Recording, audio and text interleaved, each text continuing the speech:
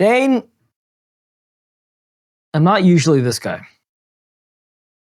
As an enthusiast of fitness, I don't usually try to judge people in the gym. You know me. Yeah. I'm a judgmental type, but on the right grounds. Yeah. You wear a ridiculous outfit out in the public, looking for attention, I'm going to judge the fuck out of you. Yeah. Because you asked for it. Generally, people bettering themselves in the gym is not, doesn't bring them into your sights. No, my purview. No. However, comma. I was going to say, you can't lead off something like that without being like, there's always a but. This is the exception that proves the rule. There's always a but. And this but is a big one. Leg day is terrible enough as it is. So when you come up with a general concept for what you're going to do that day, and you've already jazzed yourself up, you've taken 5 hits of fucking pre-workout and you're ready to go.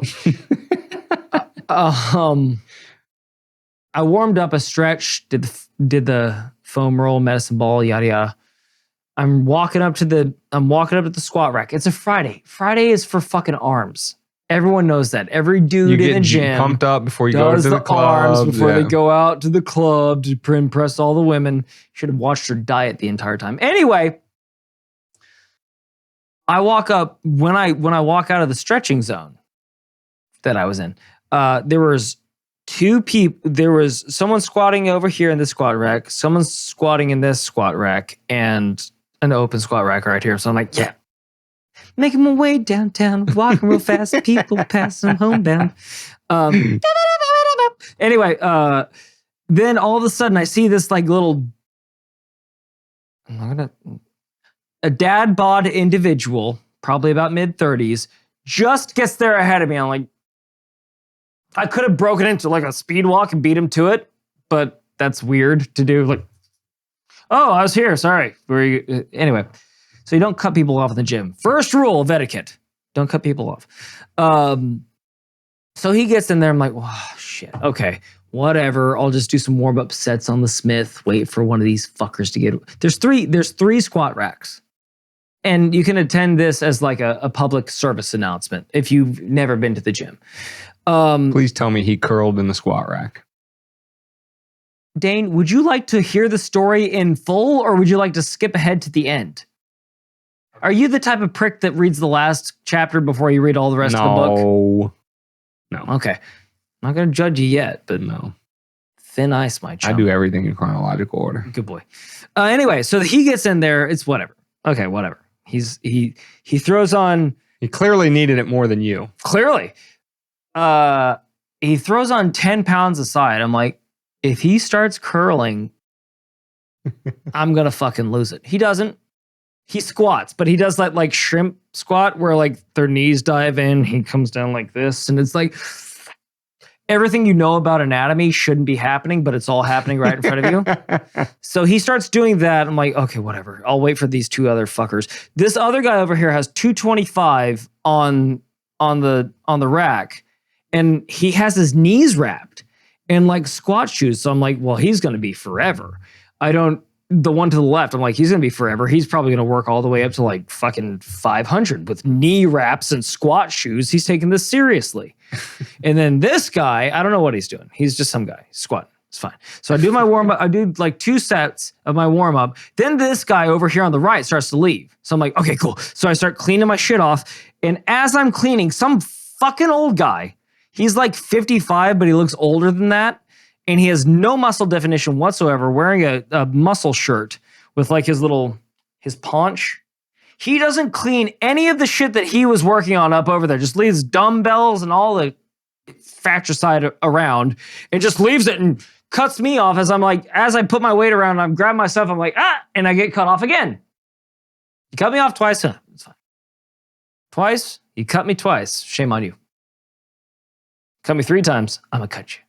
Anyway, so, and I've seen this guy before. He's the type of guy that like I've done 6, I'll get into the rack at the squat rack at the exact same time that he does. He's doing shoulder press. I already know what he's doing before he gets there. I've seen him do it so many times. I got it.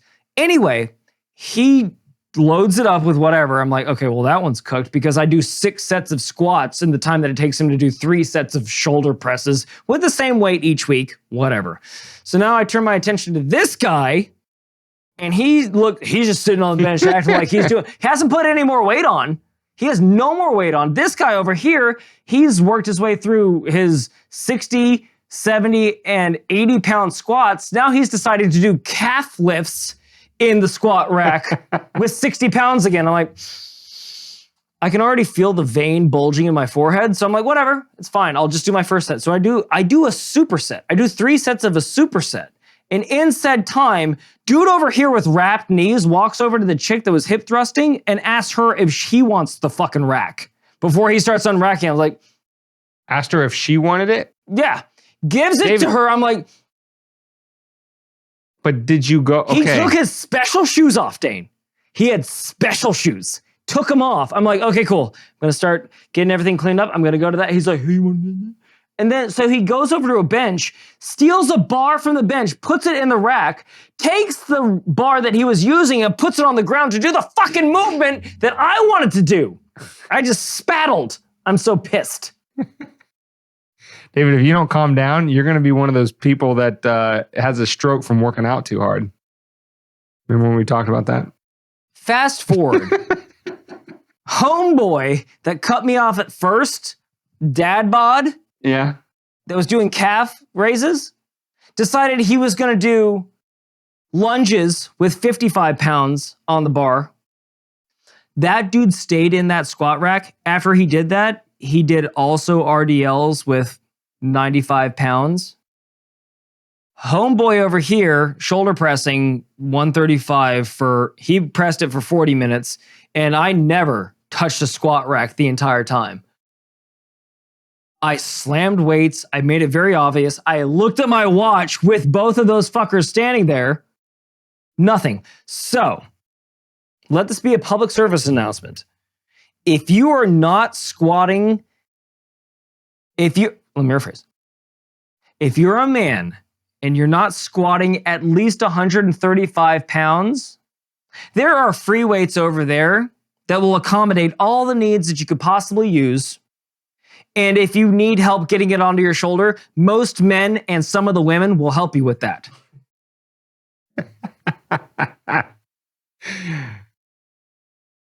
Unless you're going to squat 135, get the fuck out of the squat rack. Unless you're going to deadlift at least 135, get the fuck out of the squat rack. And if you're shoulder pressing and it takes in the squat rack and it takes you longer than 20 minutes, that's the reason why you look like. Stop complaining to people that you don't know why you're not getting any muscle because you're taking too long to do things. That's all I'm saying.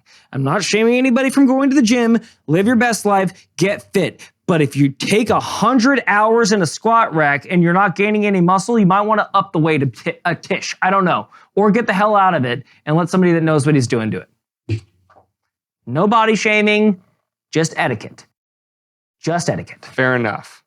Although, if you have questions, ask.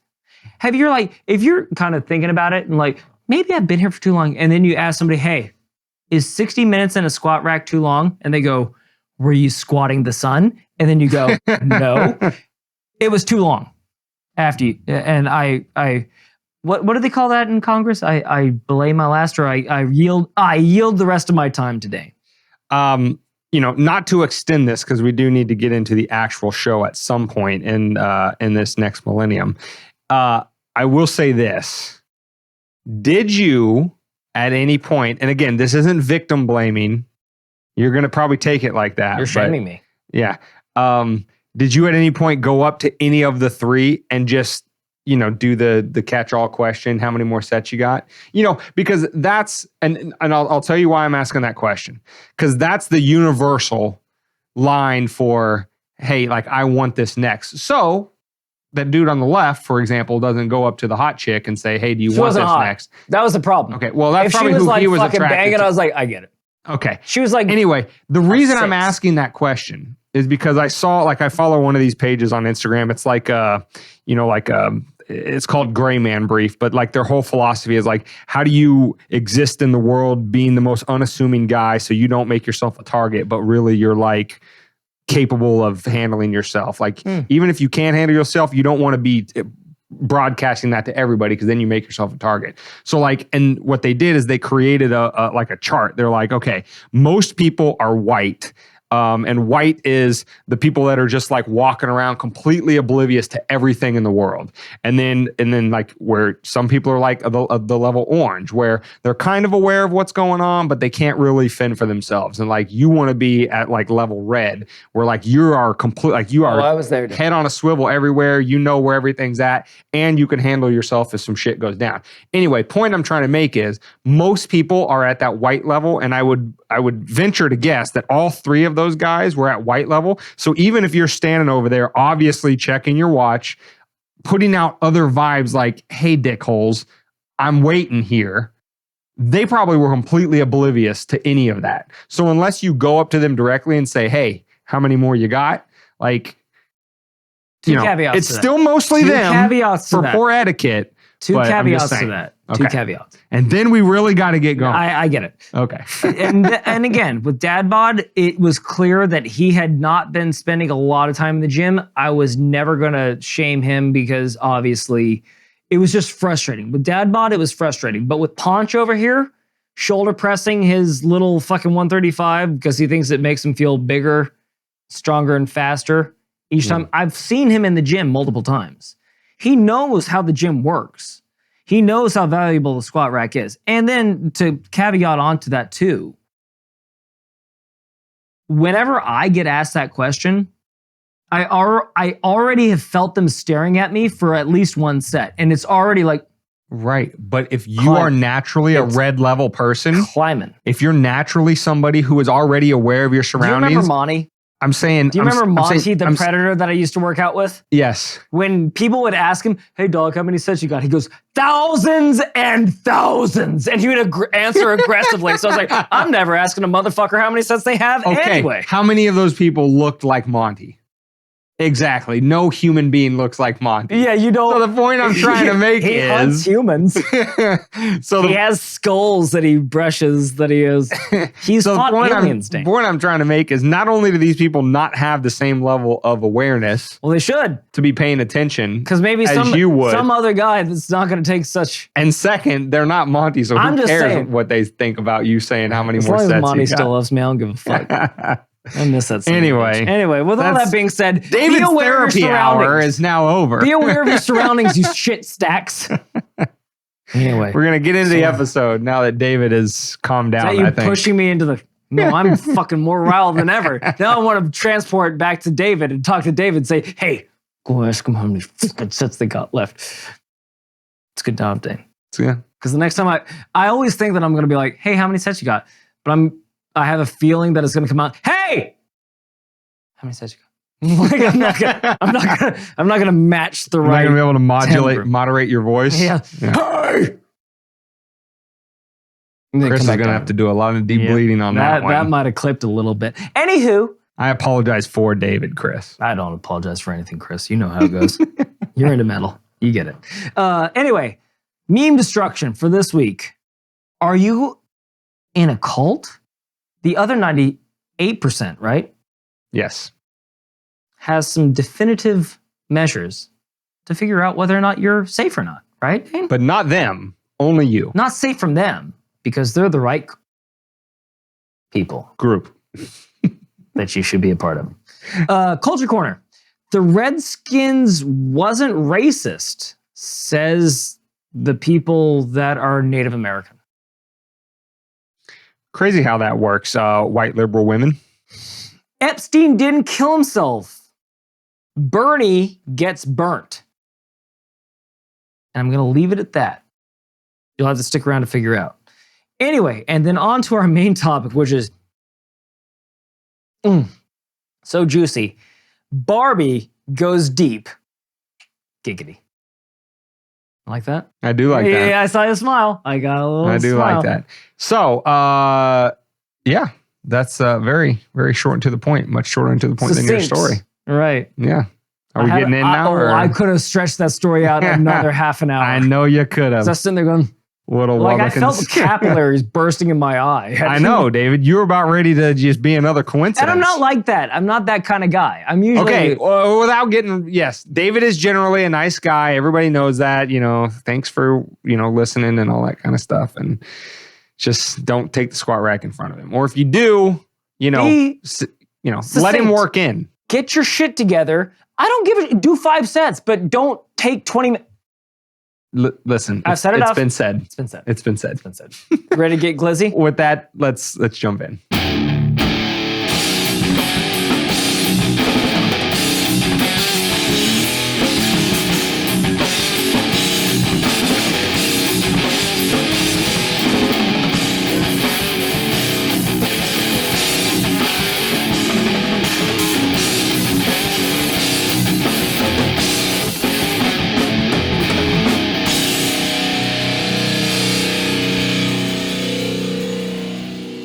Welcome to Weapons of Meme Destruction Podcast, episode 158, which can be found at wmdpodcast.com/158. You can get the audio only on any podcast catcher. Just search Weapons of Meme Destruction.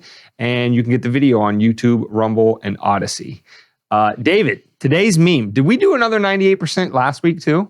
On 157? No, but they're habitual line steppers. Like if Charlie Murphy or God bless his soul, Rick James were still alive, they'd be slapping the fuck out of the 98%. I know. On a constant basis. With as many shit takes as they have, and by the way, takes that every other NPC has because they were spoon-fed to them by Don Lemon, well, I guess he's not on TV anymore. Lemon. Who's the other guy that's still on with the white hair?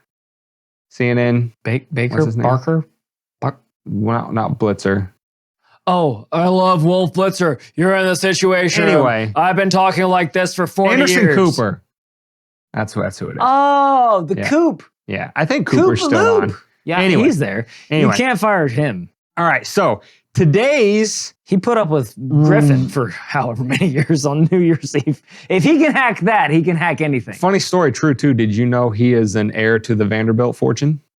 Cornelius Vanderbilt. Anyway, it's not much of a fortune anymore. It's kind of been pissed away by people with the same amount of intellect as Anderson Cooper, so you won't be shocked to hear that. I think Anderson Cooper is a very nice individual, and I think he just got caught up in the wrong crowd that might or might not be a cult. Yeah, not too bright. Anyway, today's room temperature IQ take from... You said not too bright. You just totally cut off what I said. Wait, what? I said he's a very smart individual that just got caught up in the wrong thing. You go, yep, not too bright. I was like... Well, there goes everything I just said. Anyway, so the other 98% has this to say. They had a post this week or last week. I don't know when it was, but it says, quote, in nameless, faceless guys. I'm going to put it up here for the video listeners, but for the audio only listeners, it says 10 signs you are probably in a cult. And David and I read through these and we're like, this is hilarious. Again, one of the hallmarks of leftist progressivism is the complete they don't get irony? That and the lack of ability to engage in any sort of self-reflection whatsoever. So anyway, they have a list of 10 criteria here. 10 criteria here. Try saying that 5 times fast. That shows that you're in a cult. And they highlighted one. They highlighted number 6. I'll reiterate it when we get to it. But we just thought it would be a nice little...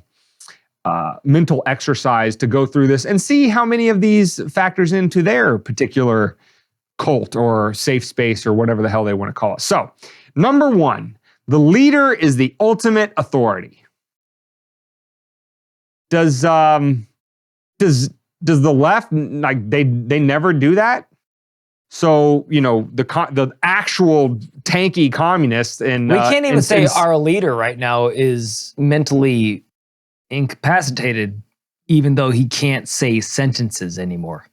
Oh yeah, no, because he's he's the supreme leader. Yeah, we don't question him. You don't listen to, or you don't question anything he has to say. No, because he's the leader. Yeah, he means the best for the country. Or all of the leftist tyrants that have existed throughout history, ultimate authority, up to and including the deaths of millions of their own citizens.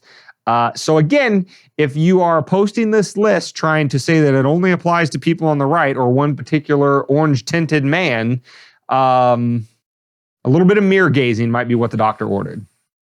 Number 2, the group suppresses skepticism. I mean, If only we had been suppressed. If only! We need to rise up and have a march against suppression in YouTube.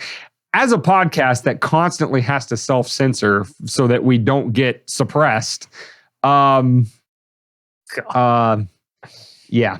Anyway, number 3. By the way, weren't they just trying to introduce a bill not too long ago to suppress more things? To censor more things on social media? Of course. But yeah, they would never suppress anything. No. They're not. They're just they don't making do that sure you're because they're safe. not a cult. They're making sure you're safe. Of course. It's always in your best You interest. can't make yourself safe. Let us make you safe. That's right. Join us, Dane, and put on this cool white cap that lets you know that you're safe, but it also lets us know you're a part of our group. Has nothing to do with our group of right-thinking individuals. Idealistic ideas. Yes. So, number 3, the group delegitimizes former members. Y'all heard of RFK Jr.? Never heard of him. I mean, his family, his very name is synonymous with the Democratic Party, and look at how they're treating him. Anthony Weiner? The Cuomos during the pandemic? Epstein, once he was no longer useful That's to... about as... They certainly delegitimized the shit out of him. I didn't know a eulogy came after delegitimization, but whatever. What do we know? So, or, to a lesser extent, Lizzo. What we talked about, definitely what we talked about with Lizzo last week, but also with like Jink and Anna from the Young Turks. And their opinions about maybe you don't want to push 100 miles an hour in the direction of letting biological males play sports with biological females because that's a political loser. And just look at how the left just immediately rushes to never mind call them fake progressives and whatever. Broken orbitals and shattered bones and femurs. Yeah. Never mind that. Everybody's in support of that. But then those same people will say that women need equal pay, right? Of course. Because they're going to have to cover those medical bills that they're incurring during all those sports they're letting men play with them. Right. Got it. For sure. So that's understanding, you bigot. We're 30% way through this list. And we're already choking on irony. It's not looking good for the posters of the list. So number 4, the group is paranoid about the outside world.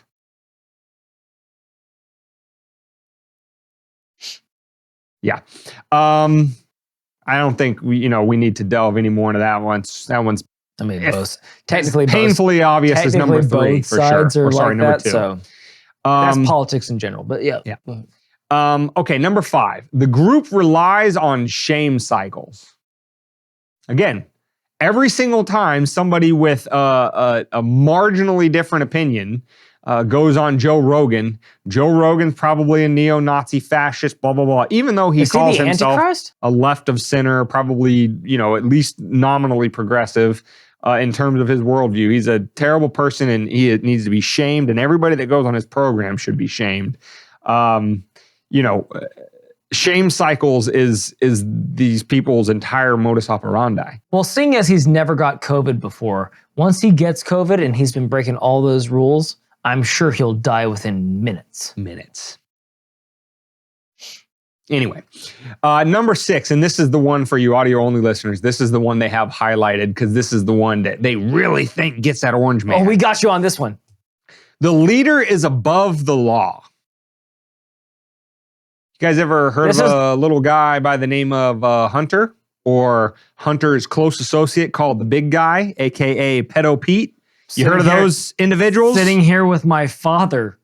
With actual text messages and voicemails and pictures of smoking gun evidence showing corruption that otherwise would have your blue hair absolutely on fire if, Orange Man and his family were doing it.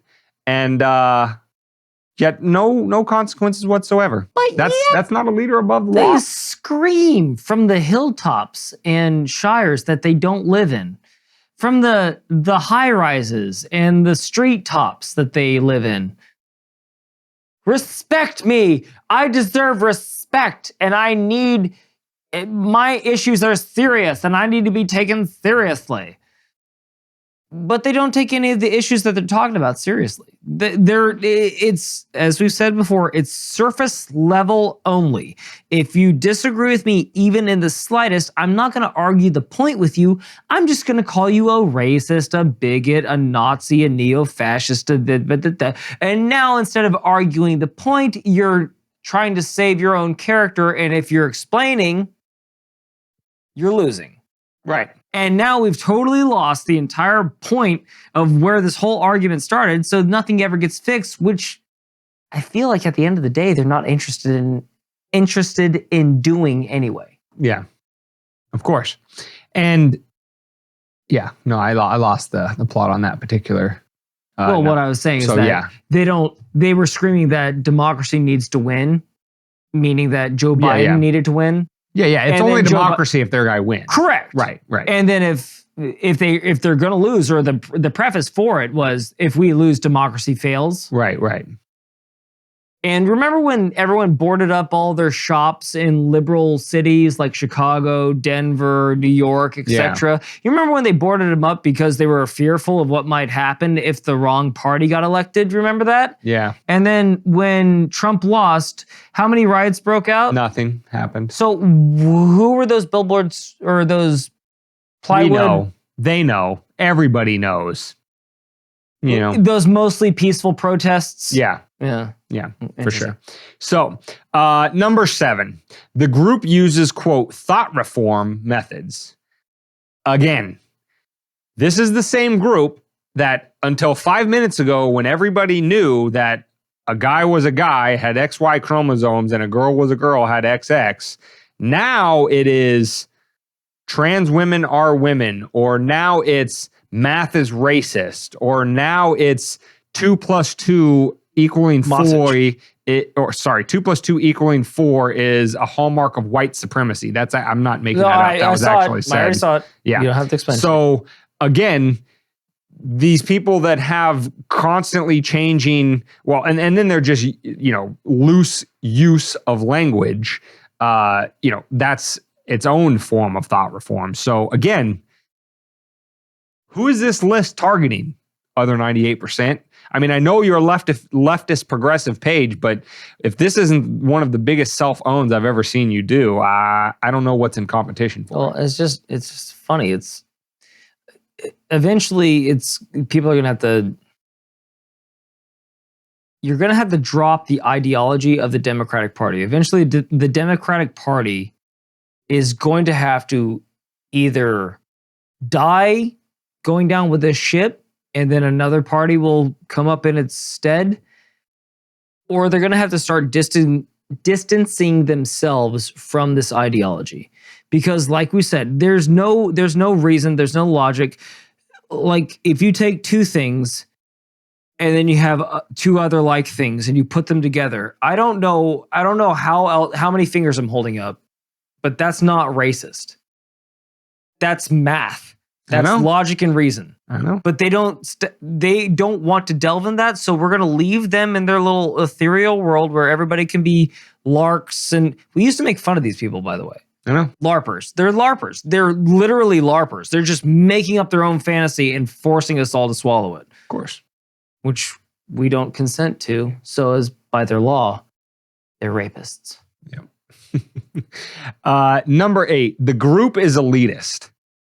I don't know how many more times you have to hear this, but there is nothing more elitist than it's my way or the highway, which is the hallmark of leftist progressive thinking. The reason why they want more and more power centralized in the state is because they assume, falsely, that they will always be the ones in the regime running the state, and therefore their worldview will always be forced at the end of the state's gun. That's about as elitist as it gets. And this whole idea that all those people in flyover country that have different lives and different values and different ways of living than what I think is socially acceptable from my penthouse in New York City, those are just throwaway people, and who cares what they think about the world? That's pretty elitist. So again, maybe you're hearing this for the first time. I doubt it, but self-reflection. It's, mirrors are your friend. Or another thing they love to do when you disagree with them is, well, you're an unintellectual person. Yeah. You're not educated. You're not educated like I am. The cult of the experts. If that's not elitism, I don't know what it is. Yeah. Number 9, there is no financial transparency. We've been asking questions about the Biden's cash flows from foreign powers. But there's no accountability from none of their own doing. Right. Because they're incompetent, it's transparent. Right, exactly. Exactly. Thank God they're not good at their job, therefore it's transparent. Right. Anyway. And then last one, number 10, the group the group performs secret rites. You guys ever heard about a little island out in the Caribbean called Epstein Island? I don't know what kind of rights were going on there, but I know that some stuff that was going on there was not legal. So whether those are loosely described as rights or not, again, let's go down the flight log list and just ask every one of those individuals that's on the list and say, which party, which group do you self-identify as? Let's set aside the fact that you were buddy with Epstein. What do you call yourself? Do you call yourself a conservative or a liberal, a Republican or a Democrat, a progressive or, I don't know, a far-right extremist, whatever, is the opposite of progressive?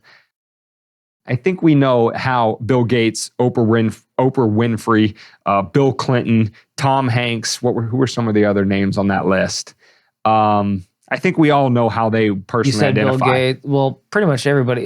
You forgot the Prince, Randy Andy. Oh yeah, Randy Andy.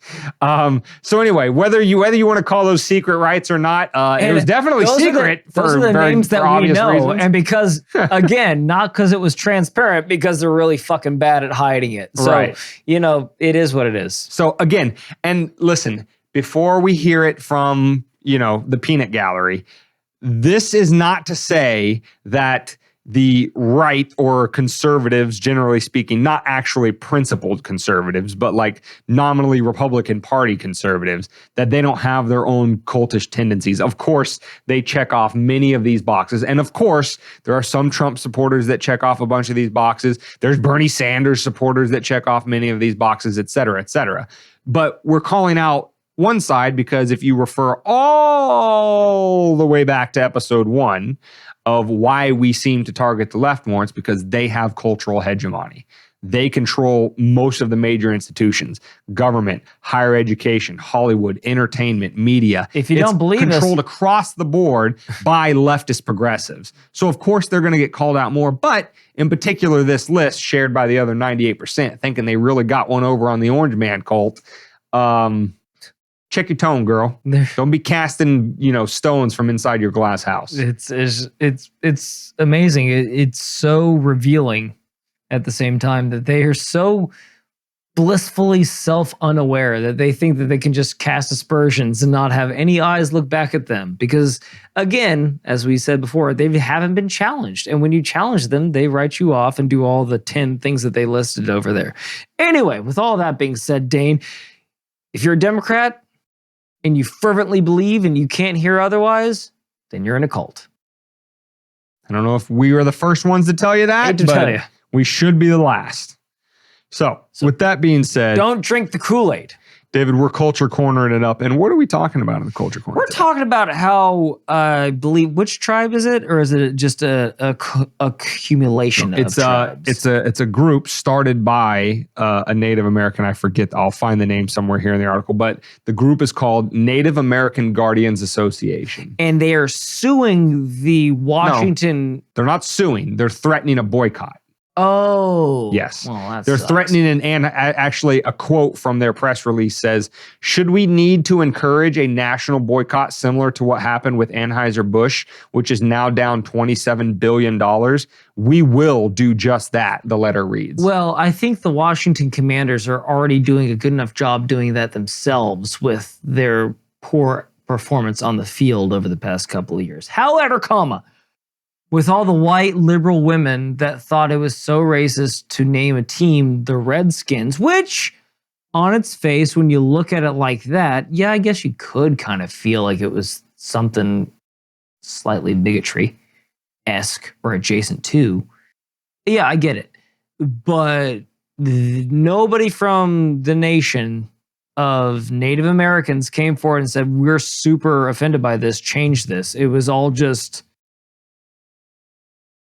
popping, what would you call that? Like just posturing. It's political posturing. That's exactly what it is. It's that white knight syndrome that, again, we gotta fix everything. Leftist progressives tend to possess in spades, where they're going to be offended on behalf of groups that aren't even offended by certain things. You know, another big example that comes to mind is the whole Latinx thing. That is a complete white liberal fabrication out of thin air. By the way, the Latins fucking hate that. Yeah, exactly. Exactly. It's wonderful. It's in and of itself, it's so beautiful. I know.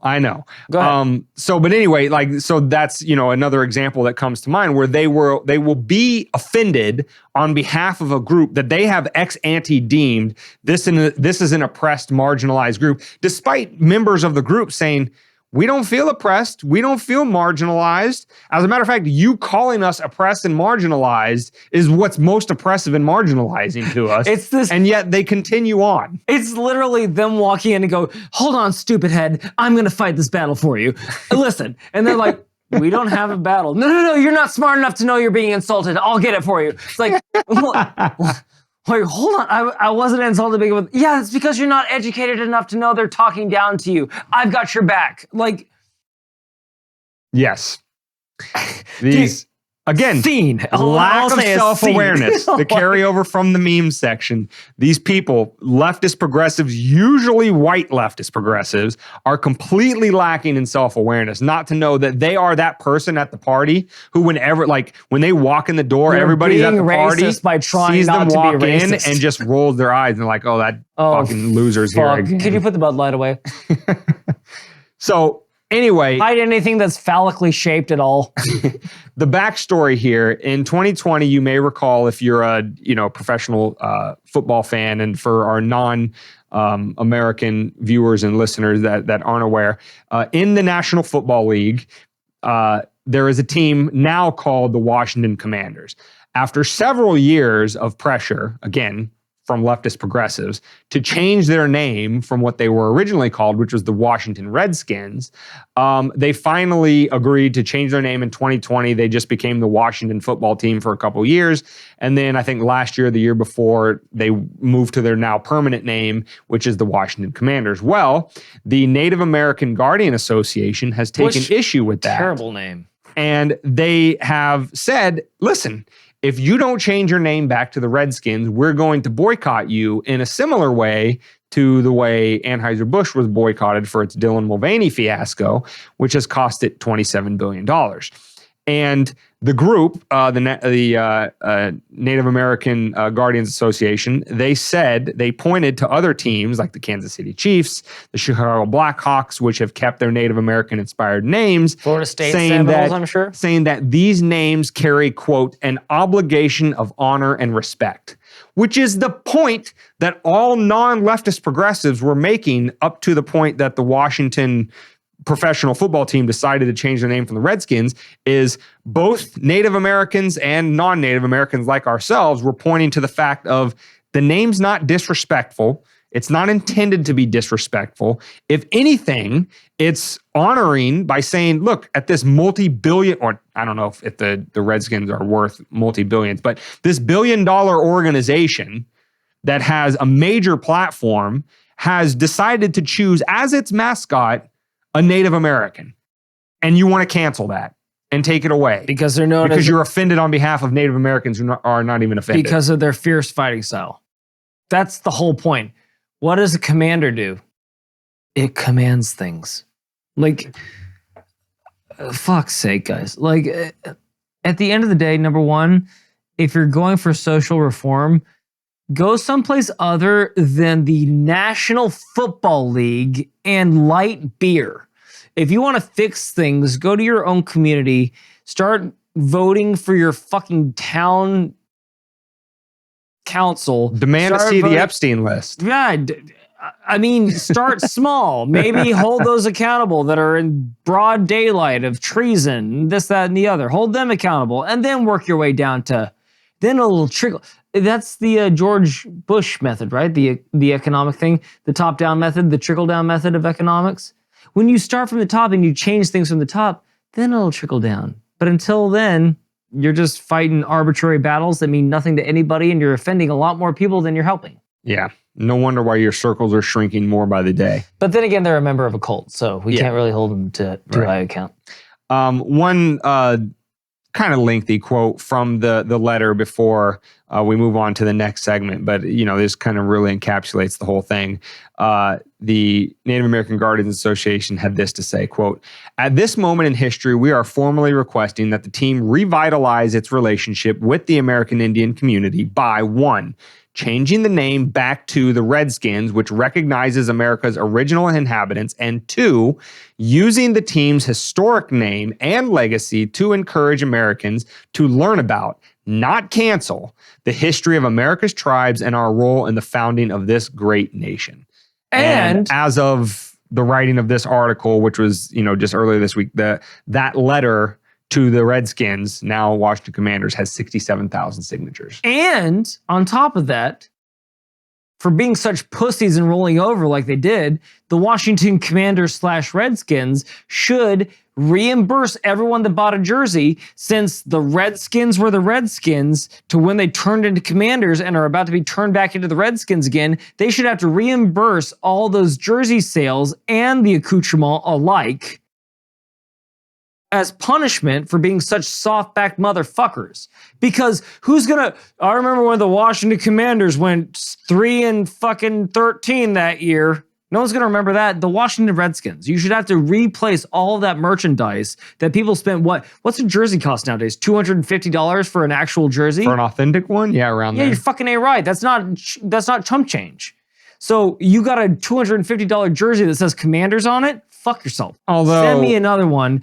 I'll take the same name, take the same number. Although I'll say, if you bought a Washington football team or a Washington Commanders jersey, it's kind of on you. Fans are fans. I know, but it's like I'm Manchester United, but I hate the Glazers. You can't hold me accountable for what the owners are. I just like the team. Shut up. I was supporting my team. They're supporting their team. It's not much of one. But anyway, still a team. They're under new ownership now, so maybe this new ownership group will Washington Redskins. Let's get it go together. I know. Woo! Change it back. Listen, I never have, and I never will stop calling them the Redskins. But the cool thing, I'm only calling them the Commanders just so that people watching this episode will know who we're talking about. But to me, and forever, and probably to the Native American Guardians Association, they are the Washington Redskins and always will be. But you remember during all this turmoil, they started working their way down the line. Like the Cleveland Indians are now the Cleveland something else. And they went all the way. Yeah, I think it's the Guardians. Yeah. The Cleveland Guardians. So they went all the way down to FSU, and they said, "You're called the Seminoles. You need to get rid of it." And the Seminole tribe itself stood up and goes, "No. Fuck off. You guys," exactly. They said, "Go fuck yourselves." These guys are not just doing it, aren't just using our name, but they're giving us respect. The whole pregame is based on a Seminole tradition where they stake the flaming spear in the middle of the ground. It's like those are all Seminole tribe members that do that performance. They respect the culture. That's the whole point, is that you're supposed to respect the culture and imbue it as one, as the cauldron of multiple different cultures coming together as one country. That's what the United States is supposed to be. Yeah. And when you start going, we can't do this, okay, then we can't speak Spanish in this country anymore. What? Well, no, because we can't do that. Culturally appropriating their language. We can't speak Spanish over here anymore. We have to speak English, and that's it. Well, that doesn't make sense. Well, I'm using your logic. We're bringing somebody else's language into this place, and they're Americans, so other Americans can't understand them. So how dare we use another language? Anyway, if they weren't in a cult, this would all be painfully obvious to them. But you would have not picked that whole bouquet of oopsie daisies, as we call it. So on to the, having roundly destroyed leftist progressives, I think we're moving on to destroying one individual. Did we heckle them roundly, Dan? We did heckle them roundly. Dear Constable, I disagree. Anyway. So we have an article from the New York Post. I don't know if it broke somewhere else first, but turns out Bernie is not just some sincere, principled, champion of progressivism, he is also a corrupt bastard just like the rest of them. Are you just utterly shocked by that? Oh my, not Bernie.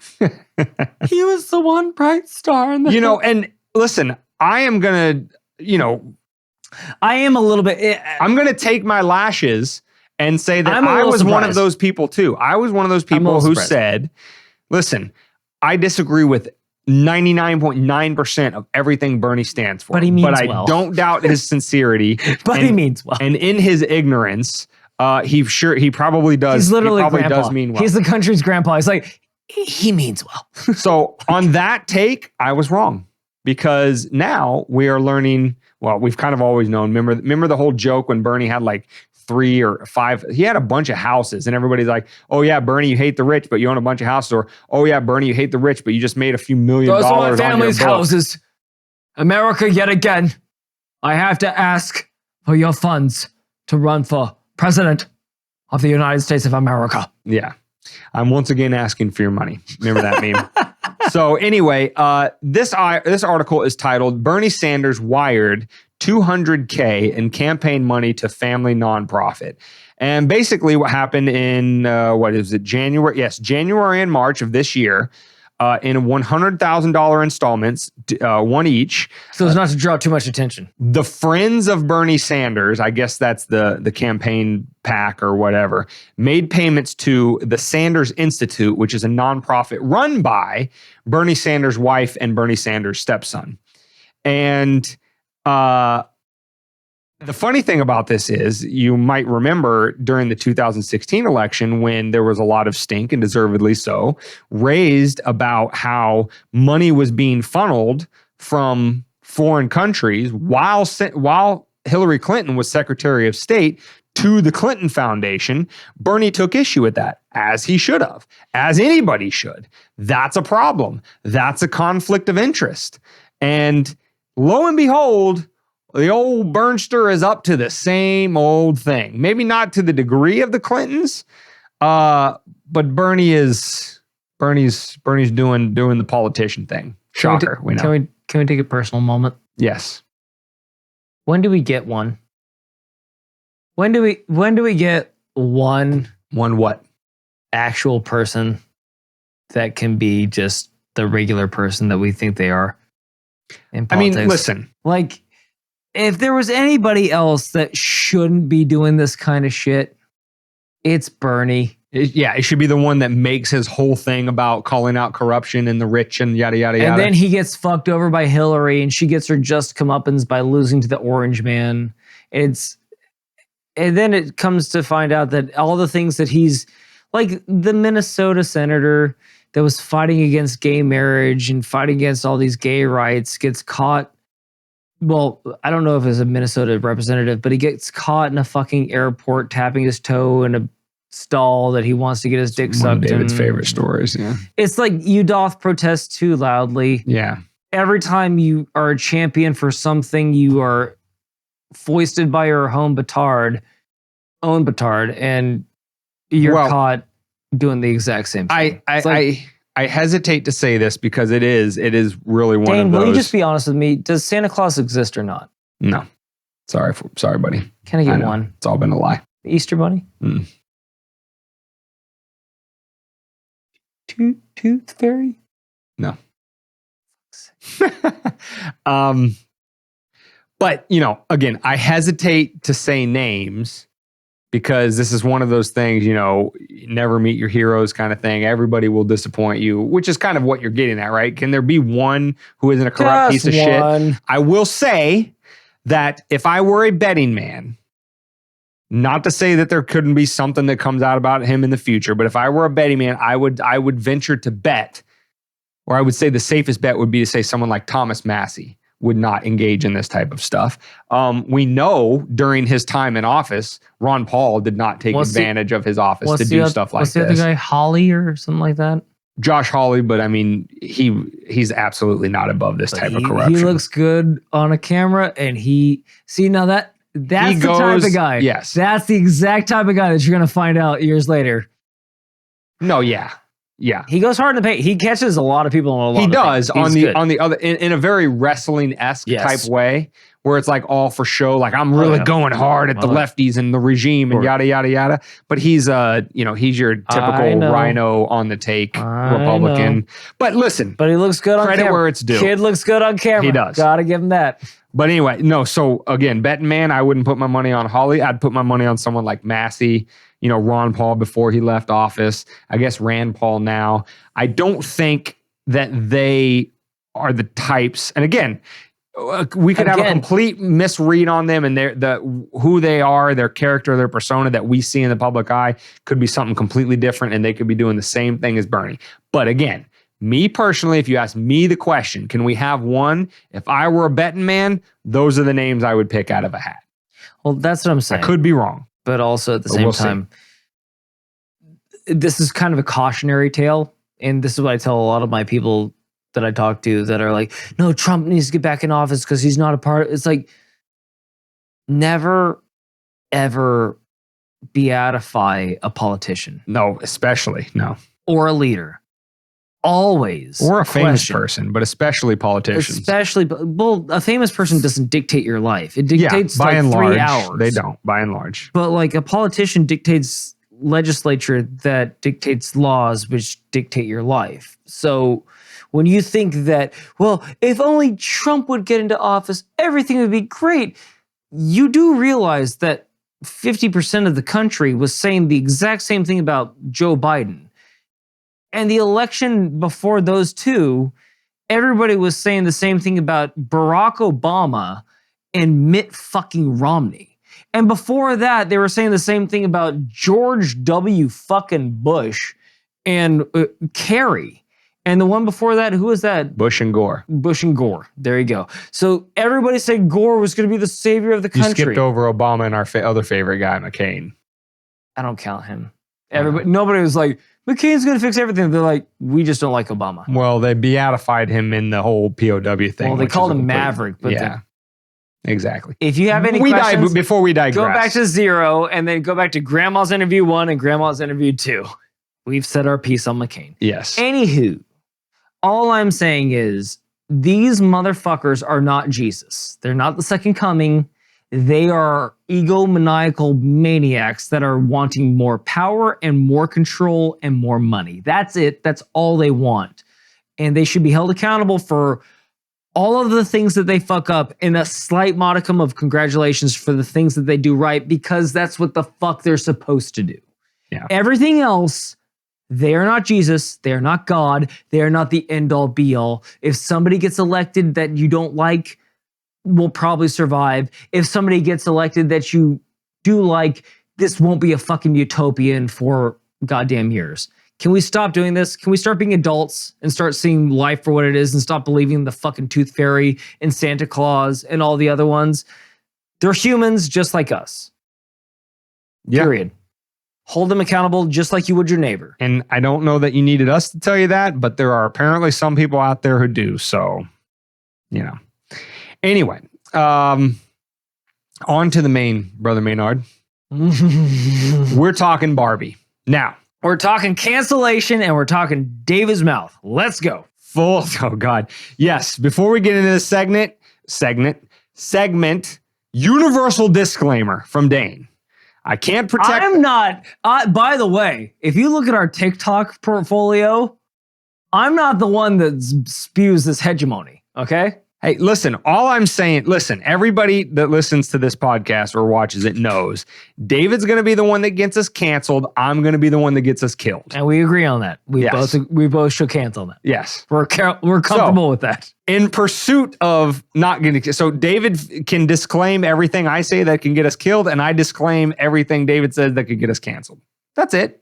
It's like a miniature mutually assured destruction kind and of we've thing. shook hands and we're between on us. a gentleman's. We appreciate that both of us accept these terms and we are willing to move forward as equals. Yes, we are who we are. Exactly. So anyway, full disclosure at the beginning of this, neither one of us have seen the movie. And I generally have a rule of thumb for myself, whether it's commenting on a book, commenting on a movie, commenting on anything, If I haven't put in the time to read it or watch it or whatever, I generally will not comment on it because that's not fair to the people who wrote it or put the effort in to create it, all of that kind of stuff. However, we're going to engage in this discussion based on what the proponents that we're arguing against say about the movie. Ordained. So this isn't what we claim to think the movie's about without having watched it. This is what people who like the movie say about the movie, and then we have our own thoughts on it. So I just wanted to throw that disclaimer out there so that we don't, try to make it sound like we're experts on this movie that we haven't even seen. Dane, can I steal a term from your lexicon? Yeah. We are working with the preponderance of evidence that has been given to us by the state, and in this case, the state being most media. Yes. Fair? Yeah. We're working with what everyone else is saying about it because as we do in judicial services, we weren't there at the time of the crime, at the scene of the crime. So we had to do our best to figure it out. Right. Nor do we have any interest to watch this movie, but there has been so much ink spilled, digital ink, all over Twitter and news articles and everywhere else about this movie. You more or less don't even have to see it to know everything that goes on in it because everybody is just fawning over it. I mean, to its credit, it's made over $1 billion at the box office, so that's not a slouch of a movie. But so anyway, a lot has been said about it, and David and I have thoughts. Now, the particular thing that we're talking about today is a tweet from an account called Macarena. And Macarena? Macarena. Anyway, is that trademarked? Nameless, faceless guy is going to put up the picture of the tweet here. And the tweet says this, quote, so again, I'm quoting from somebody who liked the movie for what the movie's objective is. And as it appears to me, based on all of the writings about it, the movie is supposed to be a sort of like overarching girl power, down with the patriarchy, kind of girls are, going to take over the world, yada, yada, yada. It's a very like I said, girl power type movie. Who runs the world? So this is what the tweet has to say. Not a Queen Bee fan, then? A proponent of the movie. Quote, people watched the Barbie movie, which is about how this world praises men for doing the bare minimum. While women struggle every day and their efforts are never enough. And the first thing they do is praise Ryan Gosling and forget about America Ferrera's amazing performance. Now, I know who America Ferrera is. I don't know what role she played in the Barbie movie. I'm sure one of the... Who is she named after again? America. Who's that? This country. Weird. Anyway, I'm sure she played one of the many, companion dolls to Barbie. I don't know which one. If Dua Lipa could pull off Mermaid Barbie, I'm pretty sure that there's no... Is there an Oscar in here? Is all I'm asking. There's probably not an Oscar anywhere in this fucking piece of shit. I don't know. I've heard talk that no, there might be like a supporting role type Oscar nomination. I don't know. For him being a betrayer to his own goddamn gender? There might be a best supporting actor or actress in there, actress for Margot Robbie, and maybe a supporting for Gosling or Ferrera. I don't know. Anyway, that's not the point. That's not what we're here to talk about. Just asking. What we're here to talk about is David's probably illicit thoughts on some of these things. And then I have... Oh, nice job. I have an overarching takeaway. On to me. Oh, gotcha. I'll play with you as long as, I can keep my real world job. And it's not... So anyway, when we read through this first, David had something really jumped out at David, and you probably get it. It jumped out at me too, but we're going to let David take it away. I just want to read it again. The part where it says... people watch the Barbie movie, which is about how this world praises men for doing the bare minimum. David, take it away. How does this world praise men for doing the bare minimum? Do tell. First, I'd like to thank the Academy for having me here. Read the next sentence after that. We like to praise... Doing the bare minimum. While women struggle every day and their efforts are never enough. What does that sound like to you? That sounds like Oppression Olympics. Does it sound claiming like the victim Does because it sound it's, like every argument you've ever had with the toxic girlfriend that you've ever had before in your life? You work all day. Okay, you're with your friends. I'm here and you're not paying attention to me. You made me wait 5 minutes for a text message and I'm sitting here and you're not paying attention to me. I think my lucky stars, I haven't had many toxic ex-girlfriends. Oh, so. you're privy to that. You weren't in it. I'm sorry. I'm speaking from hurt. Yes, He saw. I've witnessed it. We've been through things. Anyway, so what I'm saying is like, so is that not the literal definition of gaslighting? And if I may, before you answer that question, what was the second sentence again? I really want to digest what their The plight world is. praises men for doing the bare minimum, while women struggle every day and their efforts are never enough. Their efforts are never enough. Yeah. Their efforts are never enough. In this society, are you allowed to call a woman fat? I mean, there's fat women say whatever models. you want. You may not exist. There's fat women models. Yeah. Are there any dad bod models? Is that what you're saying? Are there any plus size men models? No. No. I'm sorry. Men have 99% of all conflict related battles within warfare were men. 99% of bricklayers are men. 99% of construction workers are men. What exactly are we trying to do here? Yeah, I mean, but we hear about women's issues a lot. But what about men's issues? What's the suicide rate for men? Much higher. I'm not sure on the numbers. Incarceration. But much higher. When you even it out, well, pay David, rate. the incarceration, that's because men are toxic and they deserve to be. They deserve to be in cages. Okay, we don't deserve shit. How does society get built? Yeah, and maintained. And who feeds us, by the way? Yeah. Are there a lot of farmers, women farmers out there working? Listen, David, all of those things are the bare minimum. Yeah. Okay? All the things that make this thing work are so minuscule in comparison. The entire built environment. They raise the children, Dane. Even though they don't, they give it to Lupe if you make enough money. David, the entire built environment that has given us all a standard of living that the kings of Europe only a couple hundred years ago Women stormed the beaches of Normandy. And nobody gives them credit for it whatsoever. These poor, poor women. What can we do? You know what? You remember that We Can Do It Too? You remember that Rosie Riveter. You know what they were doing? They're working the factory jobs. Mm-hmm. You want to know why? Because the men were getting blown to pieces. Exactly, because it was the easier option. Like, what are we talking about here? Like, no offense. No, David, it's because the patriarchy is the only one that would let men go over there to get blown up in a trench. And then what happens in that movie? What happens in the movie? Ken is a part of Barbie's world, where he has to ask Barbie, hey, can I wear this outfit today? Hey, can I do this outfit? Can I do this? Hey, Barbie, can I do this? No, you can't, Ken, because it just makes us, okay, Barbie, you always know best. And then all of a sudden they go to the real world, from what I'm understood in the movie. And then all of a sudden the patriarchy happens. And then men run everything. And it's bad. And nobody likes it. But somehow it's working appropriately. And then what happens, Dane? And then what happens? Barbie wants to be a part of the real world. I believe the movie ends with a gynecological visit, because it's so centered around genitalia, and they mention the fact that neither of them have genitalia throughout the entirety of the movie.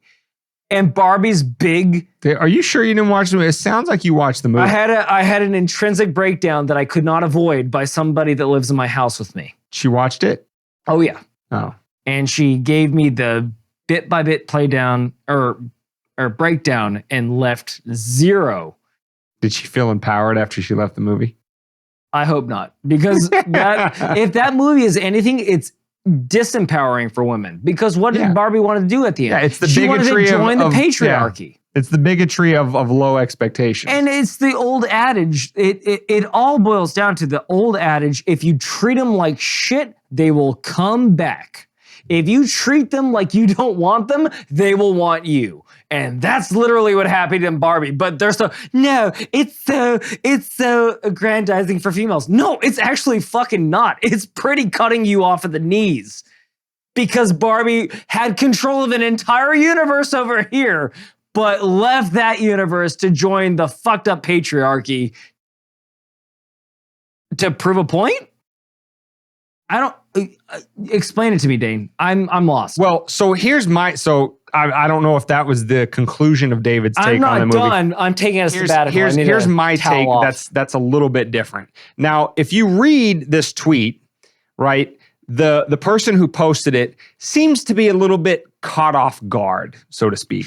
Why is Ryan Gosling, the character of Ken, why is he being praised when, don't you know, this movie is about female empowerment? And don't you know, America Ferrera had an amazing performance? And don't you know? And it's just this whole feeling of I cannot believe that the broader society, the zeitgeist, if you will, is praising Gosling and he's the star of the show and all this kind of stuff. And I'm going to tell you exactly why that happens to these people. And I mean these people, the people that write this type of tweet. The reason why, let's go back to the cult list, right? The group is elitist. This person is the same type of person who watched Parks and Rec and is like, Ron Swanson, what a dumb loser idiot. What a caricature of a libertarian. Fast forward, he's the most loved character on the entire show.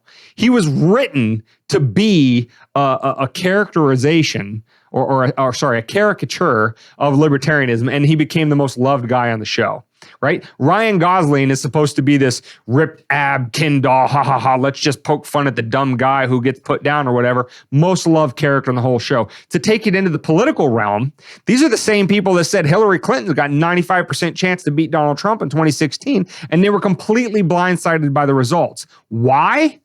Because as elitists, as true elitists, they can never, ever, ever see the world differently than through their own rose-colored glasses. Everything that they think is right and correct and the only good way to do things, and everybody who thinks marginally different than them is a castaway. We don't care about their opinions. And so, when the larger public that lives in flyover country or the deep south or Florida or any of these other toxic places they point to on a map, when all of those people were like, yeah, I kind of resonate with Ken, or I kind of resonate with Ron Swanson, or, you know, maybe that orange man's really onto something when he says the federal government's been screwing me over for all these years. It just completely blindsides them because they have completely ignored those people's objections to the way society is running, largely running by them at their hands because they're the elites, right? And so this is why they get blindsided by, why does everybody love Ken, damn it? He's not supposed to be the one you love. You're supposed to love Barbie and you're supposed to love America Ferrera's character. You're going to keep getting blindsided if you stay in your cult and think that the only way to see the world is through your rose-colored lenses. This is going to keep happening to you. And yes, you're going to deflect and you're going to say, this is another example of the patriarchy, because to admit the other, which is the actual truth, is that you are just a piece of shit who refuses to sit down across from your common man that you may not see eye to eye with, but at least try to understand their point of view. As long as you keep walking through the world like that, you're going to keep getting blindsided by characters like Ken and Ron Swanson and Donald Trump in future elections. So again, if the theme of this episode is anything, it's that mirrors are your friend. Dane, what's the only remedy for a bad thought? Or a bad viewpoint? I mean, to have it challenged so you can examine the other person's point, but also self-examine your own. Is a better argument. What's the marketplace of ideas, as it were. Correct. And what do you have to do with that? You got to engage in difficult conversations. But what don't they want to do? Ever engage. I mean, they have a term for the middle of the country. They literally call it flyover country. That tells you exactly what they think about everybody that lives in flyover country. That flyover country feeds the rest of you very intelligent country. Right. So again, it's so short-sighted to think that your viewpoint is the only right viewpoint. And again, to revert back to our meme where we started, it seems to be a running theme. You might be a part of a cult if you think that your perspective is the only perspective ever. And I did my attack on the surface level bullshit that they had on Barbie, but Dane did a very succinct job of leveling out why they were so short-sighted and the deeper issues with the Barbie conundrum and the conundrum within our society as it is right now. And I hope that it's only social media based because, social media always amplifies things to a disproportionate amount of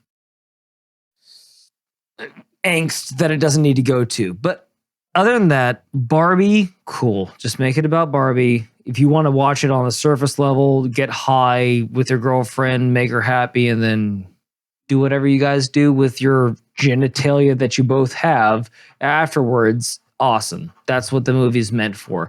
If you're looking for life lessons in Barbie, seek a psychologist because you're not, and a psychologist that, is willing to challenge your beliefs, not just agree with all of them and have yourself chemically castrated. All that being said, if you're looking for life lessons from Barbie, don't vote in this next election. And maybe, like Dane said, look in the mirror. Or ever again, please. or don't go, take to Twitter or X or whatever the fuck it is and espouse your viewpoints on there. But Dane, do you have any more thoughts on this? No, that was my take on Barbie. Excellent. Well, I'm done trying to get us canceled.